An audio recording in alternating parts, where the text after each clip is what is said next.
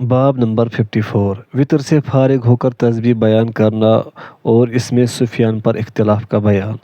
حدیث نمبر 1751 سیدنا عبد الرحمن بن ابزہ رضی اللہ عنہ نے نبی صلی اللہ علیہ وسلم سے روایت کیا کہ آپ وطر میں سورۃ الاعلیٰ، سورۃ الکافرون اور سورۃ الاخلاص پڑھا کرتے تھے اور سلام پھیرنے کے بعد 3 بار سبحان الملک القدوس پڑھتے تھے اور آپ ان کلمات پر آواز بلند کرتے تھے۔ حکم الحدیث صحیح۔ حدیث نمبر 1752 سیدنا عبد الرحمن بن ابزہ رضی اللہ عنہ نے بیان کیا رسول اللہ صلی اللہ علیہ وسلم وطر میں سورۃ الاعلیٰ، سورۃ الکافرون اور سورۃ الاخلاص پڑھا کرتے تھے اور آپ سلام پھیرنے کے بعد 3 بار سبحان الملک القدوس پڑھا کرتے تھے اور اپنی آواز بلند کیا کرتے تھے۔ ابو نعیم نے ان دونوں کی مخالفت کی ہے، انہوں نے اسے سفیان عن زبیر عن زر عن سعید کی سند سے روایت کیا ہے۔ حکم الحدیث صحیح۔ حدیث نمبر 1753 سیدنا عبد الرحمن بن ابزہ رضی اللہ عنہ نے بیان کیا رسول اللہ صلی اللہ علیہ وسلم وطر میں سورۃ الاعلیٰ، سورۃ الکافرون اور سورۃ الاخلاص پڑھا کرتے تھے، پس جب آپ مڑنے کا ارادہ فرماتے تو آپ 3 بار سبحان الملک القدوس پڑھا کرتے تھے اور آپ انہیں بلند آواز سے پڑھتے تھے۔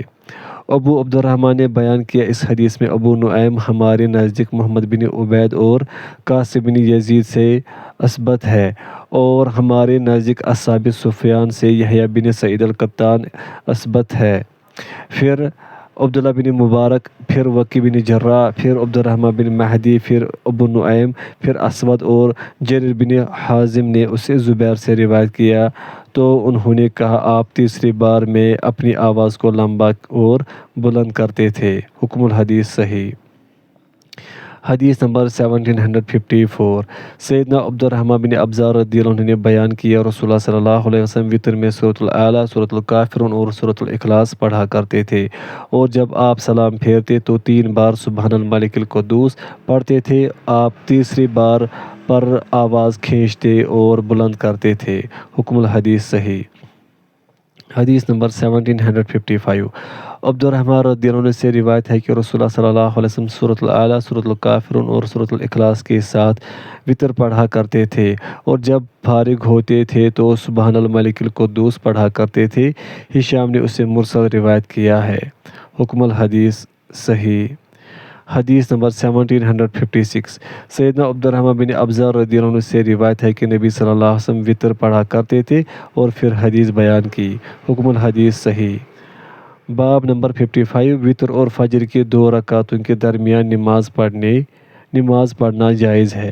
حدیث نمبر 1757 ابو سلمہ بن عبد الرحمن نے بیان کیا کہ انہوں نے عائشہ رضی اللہ عنہا سے رسول اللہ صلی اللہ علیہ وسلم کی نماز تہجد کے بارے میں دریافت کیا تو انہوں نے فرمایا آپ 13 رکعتیں پڑھا کرتے تھے، آپ 9 رکعتیں کھڑے ہو کر پڑھا کرتے تھے، ان میں وطر پڑھتے تھے اور 2 رکعتیں بیٹھ کر پڑھتے تھے، پس جب آپ رکوع کرنے کا ارادہ فرماتے تو کھڑے ہو کر رکوع کرتے اور سجدہ کرتے، آپ صلی اللہ علیہ وسلم یہ وطر کے بعد کیا کرتے تھے، پس جب آپ فجر کی اذان سنتے تو کھڑے ہو کر ہلکی سی 2 رکعتیں پڑھتے تھے۔ حکم الحدیث صحیح۔ باب نمبر 56 فجر سے پہلے کی 2 رکعتوں پر محافظت۔ حدیث نمبر 1758 ام المومنین سیدہ عائشہ رضی اللہ عنہا سے روایت ہے کہ نبی صلی اللہ علیہ وسلم ظہر سے پہلے 4 رکعتیں اور فجر سے پہلے 2 رکعتیں نہیں چھوڑا کرتے تھے۔ حکم الحدیث صحیح۔ حدیث نمبر 1759 ام المومنین سیدہ عائشہ رضی اللہ عنہا نے فرمایا رسول اللہ صلی اللہ علیہ وسلم ظہر سے پہلے 4 رکعتیں اور فجر سے پہلے 2 رکعتیں نہیں چھوڑا کرتے تھے۔ ابو عبد الرحمن نے بیان کیا ہمارے نزدیک یہ درست ہے اور عثمان بن عمر کی روایت خطا ہے، واللہ اعلم۔ حکم الحدیث صحیح۔ حدیث نمبر 1760 ام المومنین سیدہ عائشہ رضی اللہ عنہا سے روایت ہے کہ نبی صلی اللہ علیہ وسلم نے فرمایا فجر کے 2 رکعتیں دنیا اور اس میں جو کچھ ہے اس سے بہتر ہے۔ حکم الحدیث صحیح۔ باب نمبر 57 فجر کی 2 رکعتوں کا وقت۔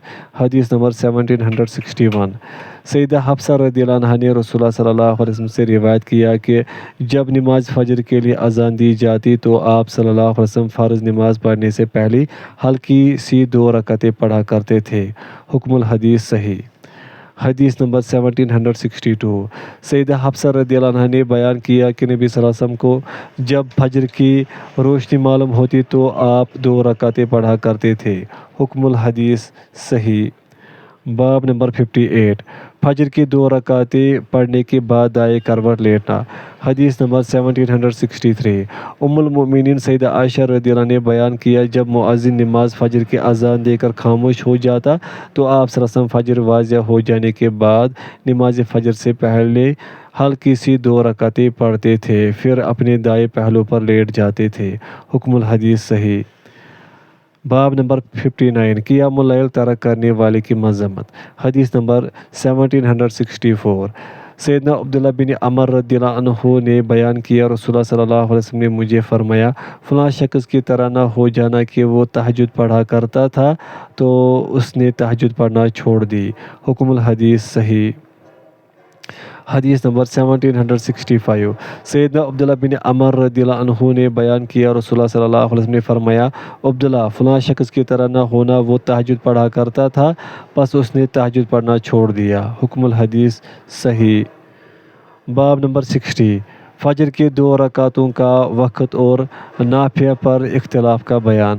حدیث نمبر 1766 سیدہ حفصہ رضی اللہ عنہا نے نبی صلی اللہ علیہ وسلم سے روایت کیا کہ آپ فجر کی 2 رکعتیں ہلکی سی 2 رکعتیں پڑھا کرتے تھے۔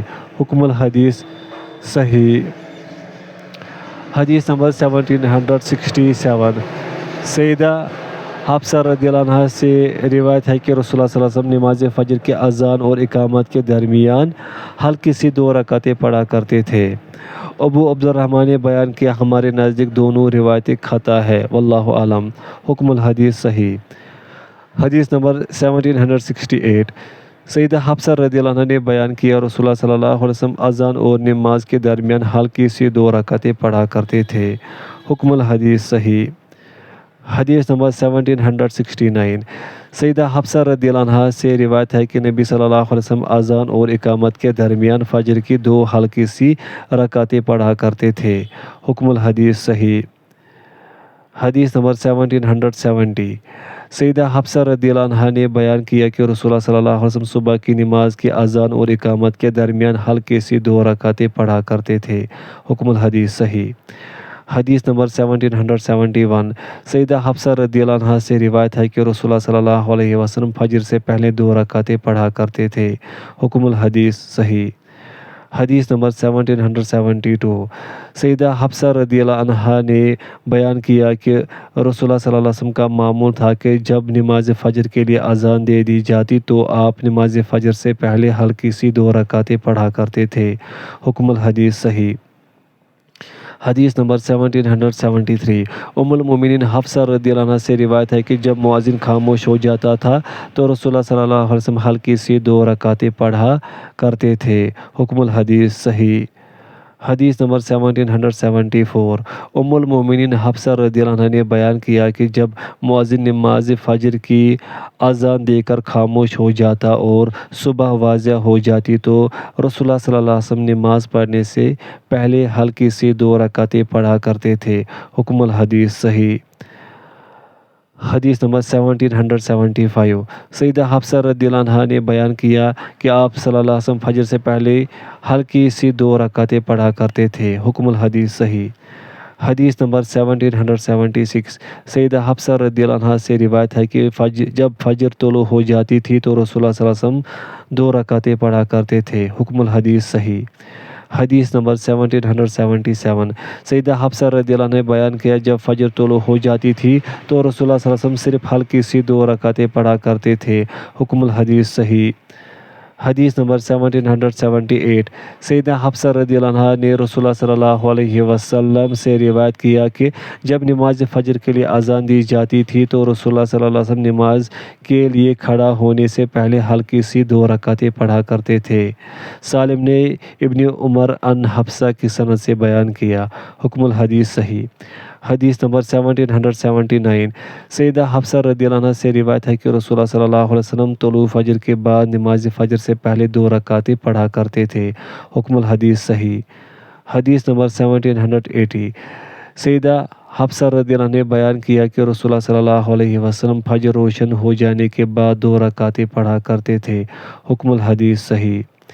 حدیث نمبر 1781 ام المومنین سیدہ عائشہ رضی اللہ عنہ سے روایت ہے کہ رسول اللہ صلی اللہ علیہ وسلم نماز فجر کے اذان اور اقامت کے درمیان ہلکی سی 2 رکعتیں پڑھا کرتے تھے۔ حکم الحدیث صحیح۔ حدیث نمبر 1782 ابو سلمہ سے روایت ہے کہ انہوں نے سیدہ عائشہ رضی اللہ عنہ سے روایت رسول اللہ صلی اللہ علیہ وسلم رات کی نماز کے متعلق دریافت کیا تو انہوں نے فرمایا آپ 13 رکعتیں پڑھا کرتے تھے، 8 رکعتیں پڑھتے، پھر وتر پڑھتے، پھر بیٹھ کر 2 رکعتیں پڑھتے تھے، پس جب رکوع کرنے کا ارادہ فرماتے تو کھڑے ہو کر رکوع کرتے اور نماز فجر میں اذان و اقامت کے درمیان 2 رکعتیں پڑھتے تھے۔ حکم الحدیث صحیح۔ حدیث نمبر 1783 سیدنا ابن عباس رضی اللہ عنہما نے بیان کیا نبی صلی اللہ علیہ وسلم جب اذان سنتے تو فجر کی 2 رکعتیں پڑھتے تھے۔ ابو عبد الرحمن نے بیان کیا یہ حدیث منکر ہے۔ حکم الحدیث ما قبل کے ساتھ صحیح ہے۔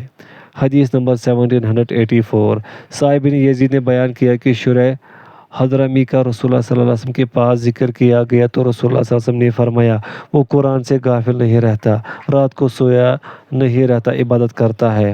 حکم الحدیث صحیح الاسناد۔ باب نمبر 61 جو شخص تہجد پڑھتا ہو لیکن وہ نیند کی وجہ سے بیدار نہ ہو سکے۔ حدیث نمبر 1785 سعید بن جبیر ایک ایسے شخص سے بیان کرتے ہیں جو ان کے ہاں پسندیدہ ہے کہ عائشہ رضی اللہ عنہا نے بیان کیا کہ رسول اللہ صلی اللہ علیہ وسلم نے فرمایا جو شخص تہجد پڑھتا ہو لیکن نیند کے غلبے کی وجہ سے وہ تہجد نہ پڑھ سکے تو اللہ اس کے لیے اس کی نماز کا اجر لکھ دیتا ہے اور اس کی نیند اس پر صدقہ ہوتی ہے۔ حکم الحدیث صحیح۔ باب نمبر 62 گزشتہ سند میں ذکر کردہ پسندیدہ شخص کا نام۔ حدیث نمبر 1786 ام المومنین سیدہ عائشہ رضی اللہ عنہا نے بیان کیا رسول اللہ صلی اللہ علیہ وسلم نے فرمایا جو شخص تہجد پڑھتا ہو لیکن نیند کے غلبے کی وجہ سے وہ نہ پڑھ سکے تو وہ ایک صدقہ ہے جو اللہ عز و جل نے اس پر کیا ہے اور وہ اس کی نماز کا اجر اس کے لیے لکھ دیتا ہے۔ حکم الحدیث صحیح۔ حدیث نمبر 1787 سعید بن جبیر نے عائشہ رضی اللہ عنہا سے روایت کیا کہ رسول اللہ صلی اللہ علیہ وسلم نے فرمایا پس اسی کی مانند ذکر کیا۔ ابو عبد الرحمن نے بیان کیا ابو جعفر الرازی حدیث میں قوی نہیں۔ حکم الحدیث صحیح۔ باب نمبر 63 جو شخص تہجد پڑھنے کی نیت سے بستر پر لیٹے لیکن وہ سویا رہے۔ حدیث نمبر 1788 سیدنا ابو درداء رضی اللہ عنہ نے نبی صلی اللہ علیہ وسلم سے روایت کیا آپ صلی اللہ علیہ وسلم نے فرمایا جو شخص اپنے بستر پر آئے جبکہ وہ تہجد پڑھنے کی نیت کر کے سوئے لیکن وہ نیند کے غلبے کی وجہ سے سویا رہے حتیٰ کہ صبح ہو جائے تو اسے اس کی نیت کے مطابق تہجد کا ثواب مل جائے گا اور اس کی نیند اس کے رب عز و جل کی طرف سے صدقہ ہوگی۔ سفیان نے اس کی مخالفت کی ہے۔ حکم الحدیث صحیح۔ حدیث نمبر 1789 عبدہ نے بیان کیا میں نے سوید بن غفلہ سے ابو ذر اور ابو درداء رضی اللہ عنہ کی سند سے موقوف سنا ہے۔ حکم الحدیث صحیح۔ باب نمبر 64 جو شخص نیند یا کسی تکلیف کی وجہ سے تہجد نہ پڑھ سکے تو وہ دن کے وقت کتنی نماز پڑھے۔ حدیث نمبر 1790 ام المومنین سیدہ عائشہ رضی اللہ عنہ سے روایت ہے کہ رسول اللہ صلی اللہ علیہ وسلم جب نیند یا کسی تکلیف کی وجہ سے تہجد نہ پڑھتے تو پھر آپ دن کے وقت 12 رکعتیں پڑھتے تھے۔ حکم الحدیث صحیح۔ باب نمبر 65 جو شخص رات کا وظیفہ رات کی نماز نہ کر سکے تو پھر اسے کب ادا کرے۔ حدیث نمبر 1791۔ سیدنا عمر بن خطاب رضی اللہ عنہ بیان کرتے ہیں رسول اللہ صلی اللہ علیہ وسلم نے فرمایا جو شخص اپنا وظیفہ یا اس میں سے کوئی چیز چھوڑ کر سو جائے اور پھر اسے نماز فجر اور نماز ظہر کے درمیان ادا کر لے تو اس کے لیے اسی طرح لکھ دیا جاتا ہے گویا کہ اس نے اسے رات کے وقت ادا کیا ہے۔ حکم الحدیث صحیح۔ حدیث نمبر 1792۔ سیدنا عمر بن خطاب رضی اللہ عنہ نے بیان کیا رسول اللہ صلی اللہ علیہ وسلم نے فرمایا جو شخص اپنا رات کا وظیفہ یا اس کا کچھ حصہ چھوڑ کر سو جائے اور پھر وہ اسے نماز فجر سے نماز ظہر تک ادا کر لے تو گویا کہ اس نے اسے رات کے وقت ہی ادا کیا ہے۔ حکم الحدیث صحیح۔ حدیث نمبر 1793۔ سیدنا عمر بن خطاب رضی اللہ عنہ نے بیان کیا جس شخص کا رات کا وظیفہ رہ جائے اور وہ اسے سورج ڈالنے سے نماز ظہر تک پڑھ لے تو وہ اس سے چھوٹا ہی نہیں یا گویا کہ اس نے اسے پا لیا۔ حمید بن عبد الرحمن بن عوف نے اسے موقوف روایت کیا۔ حکم الحدیث صحیح موقوف اور حکم مرفوع کا ہے۔ حدیث نمبر 1794۔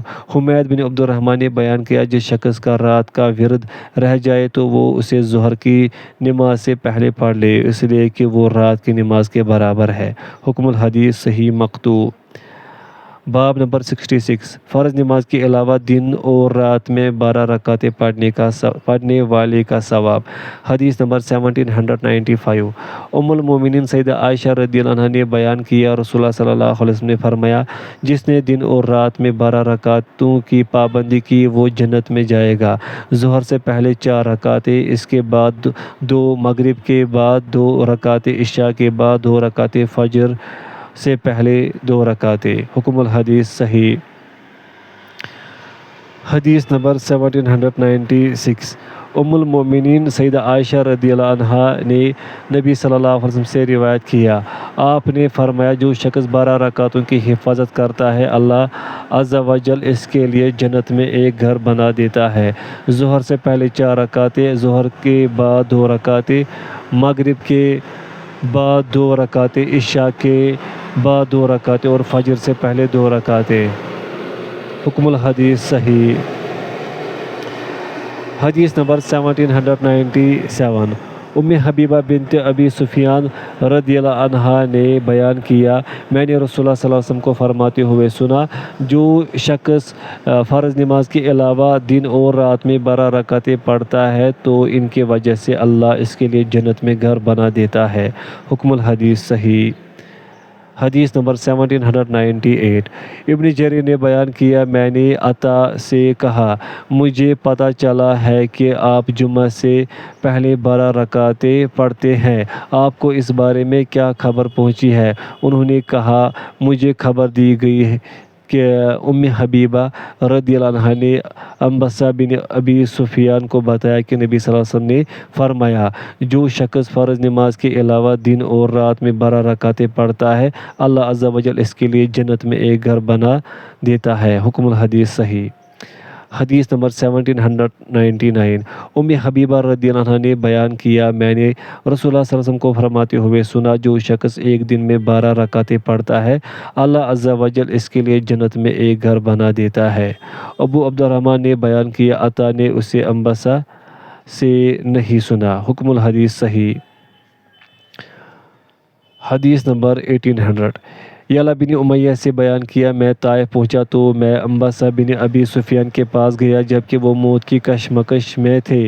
میں نے ان سے گھبراہٹ محسوس کی تو میں نے کہا آپ تو خیر پر ہیں؟ انہوں نے کہا میری بہن ام حبیبہ رضی اللہ عنہا نے مجھے بتایا کہ رسول اللہ صلی اللہ علیہ وسلم نے فرمایا جو شخص دن یا رات میں 12 رکعتیں پڑھتا ہے تو اللہ عز و جل اس کے لیے جنت میں ایک گھر بنا دیتا ہے۔ ابو یونس القشیری نے ان کی مخالفت کی۔